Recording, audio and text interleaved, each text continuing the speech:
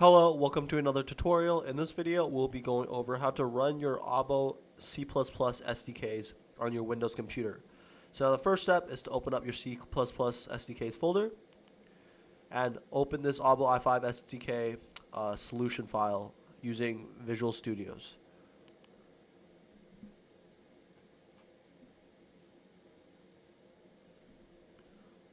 Once your solution opens, you can see here within the solution file you have the main AUBO i5 SDK CPP file and also your example.cpp.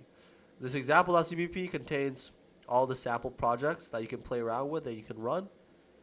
And here, this is the main file where you run all the code basically. So today we'll be going over 3 of the example projects.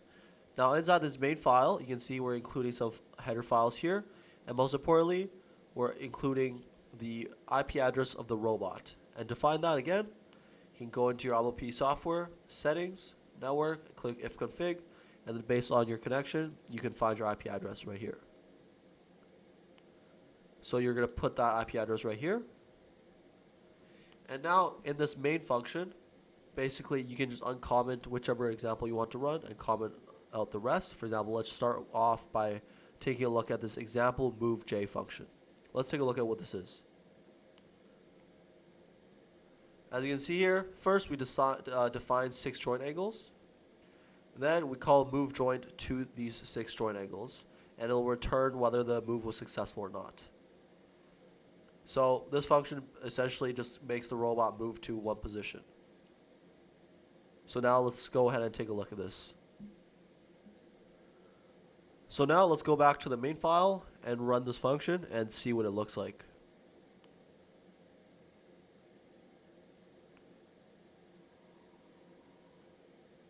As you can see, the robot just moved to the defined 6 joint angles. So now let's take a look at another example. So comment this one out. Let's take a look at example move P. Save this file. So move P basically first defines a set of joint maximum accelerations and velocities. Also sets up end max linear acceleration and velocities as well. And now it will loop through this move twice, so I less than 2. So first it will move to this set of joint angles to initialize the move. Next it will set several waypoints here, 1, 2, 3, 4 waypoints.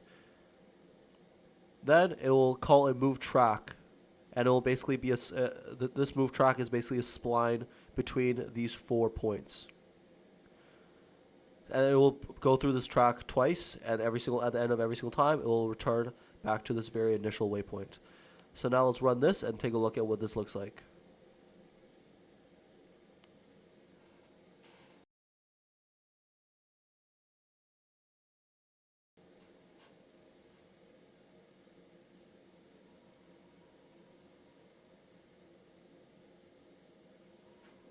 Now it moves back to the very initial position and performs the spline track again.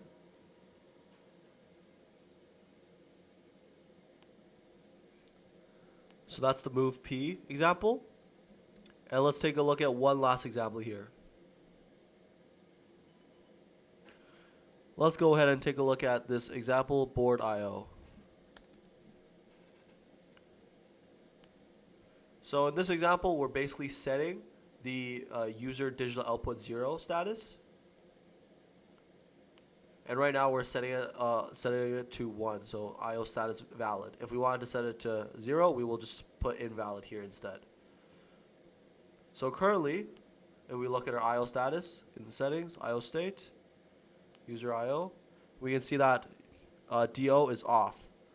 So now once we run this,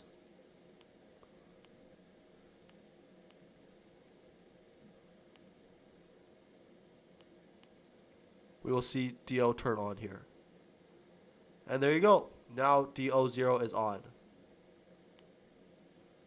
So these are just 3 basic examples. Feel free to go through this example.c++ file to explore other examples. And if you have any other inquiries, please feel free to contact AUBO support.